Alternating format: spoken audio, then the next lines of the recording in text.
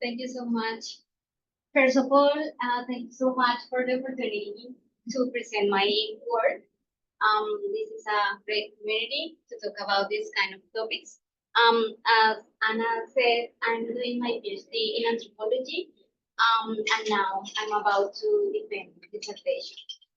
This is part of my dissertation, but also it's a project that I have carried out in the last 3 years. So I'm going to talk about three different research, let's say, stages of this broad topic.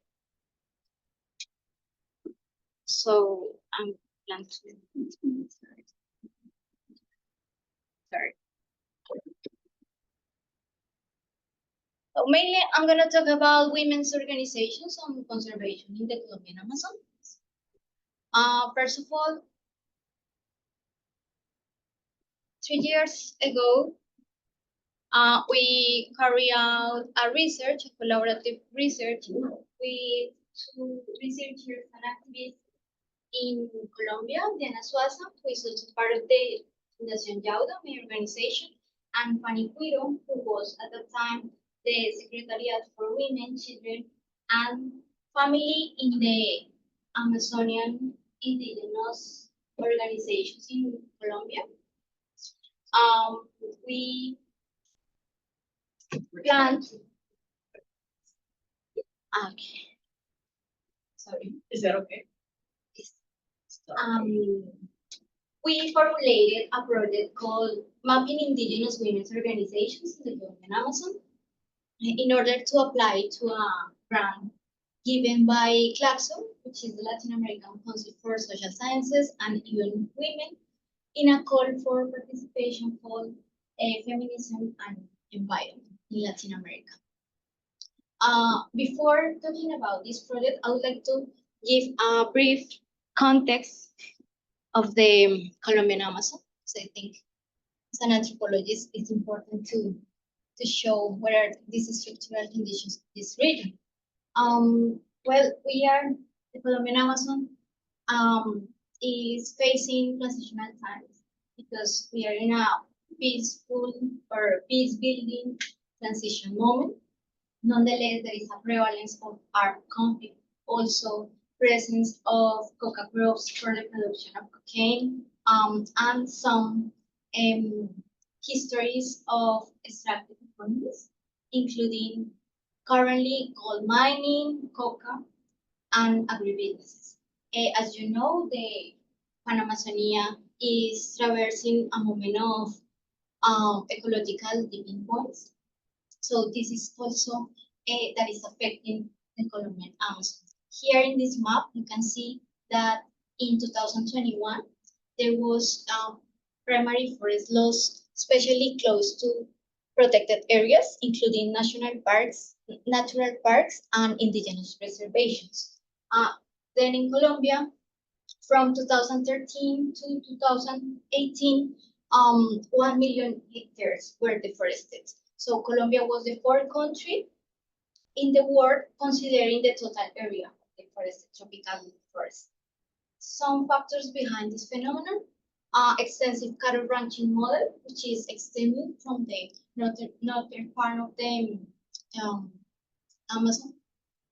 Land grabbing, mainly linked to drug production and trafficking. The expectation of infrastructure projects as a result of the peace accords, and this agribusiness in the form of African palm plantations.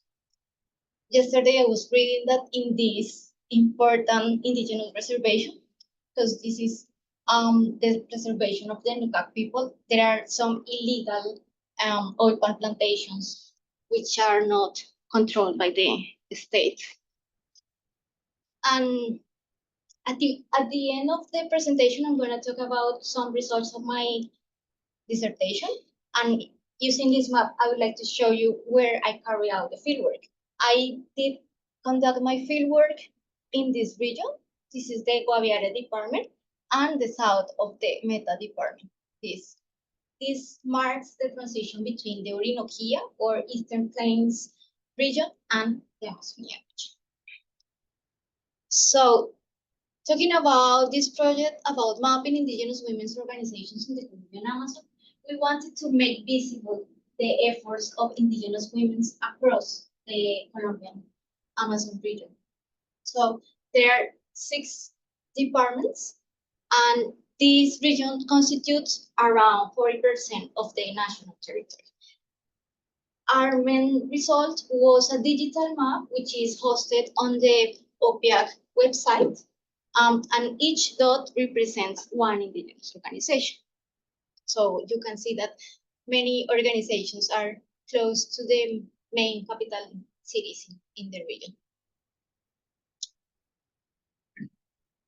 So why do indigenous women create organizations? We found that many organizations read a context of opportunities because there was resource allocation for native environmental practices, but this time with a focus on care work carried out by indigenous women, not only for their family and community, but also for the environment. So we understood that it was like a shift in this conception of conservation and development programs. Many indigenous associations, indigenous women's associations, wanted to create business ideas around the women's traditional knowledge, including agri-food systems in the form of chagras, traditional food and medicine, and artisanal work. So we had this broader idea of conservation when we talk about these organizations are connected to the defense of territory and the practices of the good life according to the conceptions of indigenous groups. So we at the end of this research project did a research report, and we highlighted the category of abundance for Huitoto women in the Colombian Amazon. So we see that there are efforts to redistribute power and financial resources beyond the symbolic recognition that mainly in the traditional indigenous organizations, people talk about women and their important role in caring for the communities and the environment. Nonetheless, these organizations show that women are disputing these spaces of decision making and environmental governance. So we found we were able to map 80 more than 80 indigenous women's organizations, and here is another screenshot of the digital map. And we did this trying to include basic information of each organization and organize this, for example, through different categories. The yellow dots represent the different categories. The yellow dots, for example, are organizations linked to conservation. The idea is that OPIAC, the organization, which is hosting this digital map, upload information of the indigenous women's organizations. Even they can create more dots and include, for example, new contact information. Regarding more results, I already talked about the research report, but we also did a policy brief. We did dissemination event in last year, in which women leaders from communities close to the triple frontier in the Colombian Amazon talk about their organizations and initiatives. And we also published a newspaper article in important academic newspaper in Colombia. Well, it was interesting that the majority of these organizations were funded by one pioneer conservation program called Women Caregivers of the Amazon. So for that reason, I decided to expand my analysis and work with my colleague Julian Neira, who worked in the implementation of this pioneer conservation program.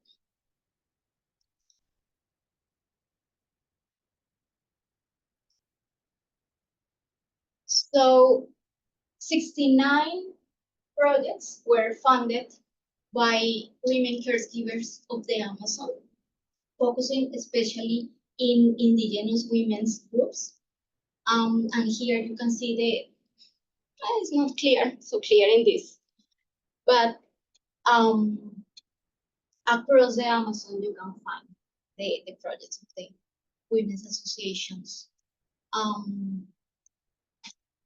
So we were able to map more than 80 organizations because these programs share with us their database. The critical analysis that we did with Julian was understanding what were the main categories of these projects. So the majority of them wanted to have projects focused on agri-food systems. It means they wanted to have collective chagras. Do you know what are chagras? Yes. Probably yes. But well, chagras is a polyculture cultivation system, but that is very central for sedentary indigenous peoples in Amazonia. So the majority of the Amazonian indigenous peoples in Colombia, at least in Colombia, they rely on the chagra system, and they responsible for the care of the chagra and also the collection of the products and processing are women. So this is super important for them, and they wanted to continue this role that has been assigned for them according to the ontological ideas of the indigenous peoples. So other projects focus on traditional knowledge as well, because they wanted to transmit this gender roles traditionally assigned to women. Some of them focus on entrepreneurship and conservation, like traditional conservation. Well, what we identified that this pioneer conservation program, and I say pioneer because it was the first focusing just in indigenous women, provides this concept shift, because before men, indigenous men, were seen as guardians of the rainforest. Now, with this project, women, indigenous women, are conceived as caregivers of the Amazon. So this is important to because the program highlights the important care work of indigenous women in their communities and how it has to do with conservation of the forest. So as I said, the implementers of the program had a broader ideas of conservation, mostly based on biocultural conservation, recognizing the women's knowledge and the establishment of care relations with humans, but also with more than humans. With my colleague, we understood that since the beginning of this project, the implementers, especially Tropilunch Foundation, which was the responsible for implement the project, understood the complex gender power distribution in the communities, and they were able to provide workshops in topics important for women, such as capacity building, creation of leadership conditions for women, enabling agreements between indigenous women's organizations and traditional indigenous organizations. There were some problems in this project because many of the well, I forgot to say, this program, Women Caregivers of the Amazon, is part of the national strategy to reduce forest degradation in Colombia. So this main strategy is divided into 5 pillars, and one pillar is indigenous pillar. 10% of the budget of this pillar was given to this program. So they gave like small grants for the 69 indigenous projects. About are about $20,000 per project. Then women wanted to get some supplies for starting, let's say, a collective chagra or to build a community house, something like that. But there were many local market restrictions in the sense that in the Colombian Amazon there is no free offer of goods because there are like many infrastructure and economic restrictions, including the control of armed groups in several river basins, even in the indigenous reservations. So for women to distribute their products, there were many distribution challenges because obviously sometimes these indigenous reservations are very far away from the main cities in the region. So it's something that is very challenging for them. And also there was a lack of suppliers complying with administrative and tax requirements as asked by the donors. At the end, and because I did carry out my field work with a semi-nomadic indigenous group, I realized that this specific program had a generalized idea of indigenous peoples in Amazonia as sedentary groups in which women are in charge of chagras. Also, that this is an important project, but for people, indigenous people living in their traditional territories. And we asked, what about people living in peri-urban areas without formal titles for the territories?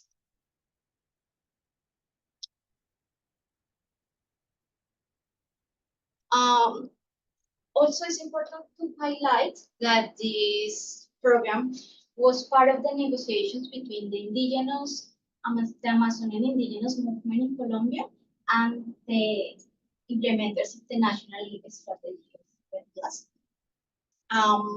So Fanny, as a secretariat of women for women, children, and family in OPIAC, was fundamental to ask for the creation of this specific program, as well to monitoring the implementation of the program. She has also been the founder of the Summits of Native Women from the Amazon Basin, and it's interesting to see some points from the mandate that the women participant in the summit did in October of 2021. One is the establishment of a network of indigenous women defenders of the Amazon territory. Another is establishment of the Fund for Indigenous Women of the Amazon Basin, and parity in the participation of women in all decision-making spaces at the organizational, local, national, and regional levels. So this is important points.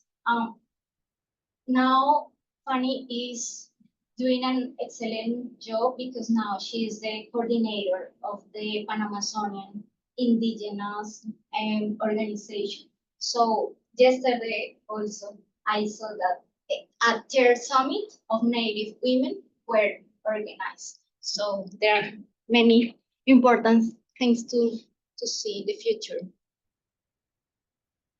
Well, because I did this, I had this experience in the last 2 years, 3 years. For my dissertation, I wanted to understand if this boom in indigenous women's organizations was just for indigenous women. But I wanted then for my dissertation understand gender relations in both indigenous and non-indigenous groups. I mean, non-indigenous, mestizo, or settler colonial groups.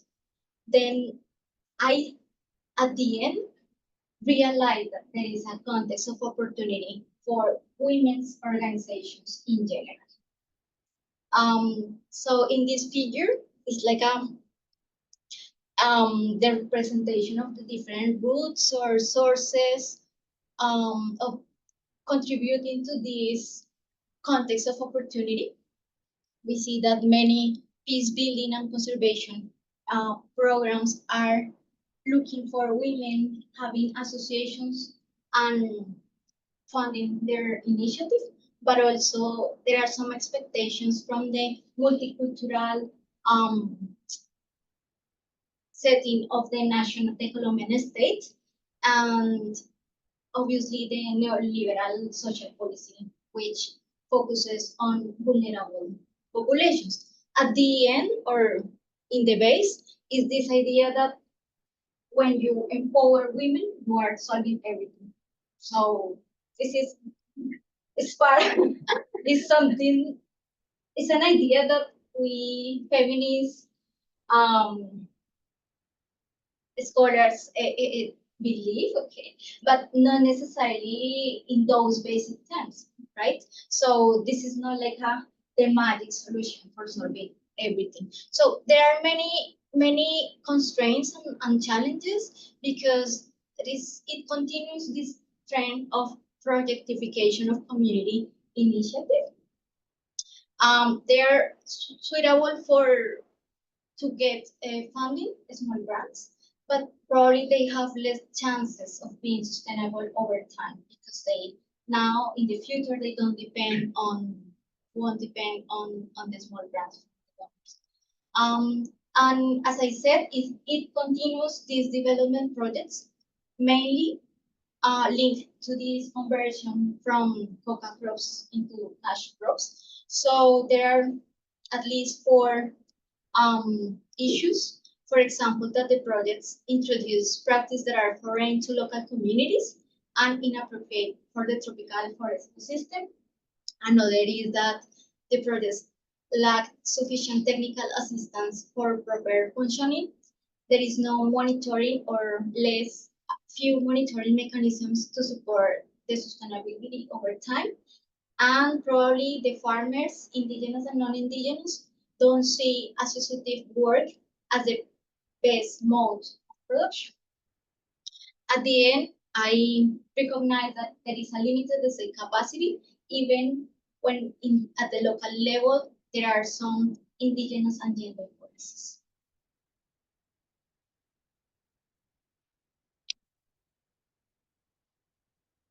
Well, I wanted to highlight a successful case because not all this is bad. Confasol is a cooperative formed by women beneficiaries of the largely criticized program for substitution of coca crops in Colombia. They decided to create this cooperative because they read the context of opportunity. So they are successful because they have established alliances with local producers, but also with national allies and international funders, including NGOs and research centers, the University of Notre Dame. They focus on traditional and new agricultural products and processes, especially for mestizo settlers in the region. Why? Because this region, Guaviare, which is located in the northern part of the Colombian Amazon, depended on the coca economy for the last 4 decades. Then people, especially settlers, just know how to grow coca and the basic staple products such as cassava, corn, but for example, they are with this organization, they are discovering that they can plant peanut, which is a traditional crop for indigenous peoples in the region. So it's important because they are experimenting with the soils of the region. They are recognizing that obviously is contaminated by the glyphosate that were used to counter the coca crops, but they are finding that there are more possibilities for producing. Then they provide a clear strategy to counter hunger and food insecurity because they are combining both subsistence and cash crops. And they organize local farmers markets every month. So here you can see a photo of the local market.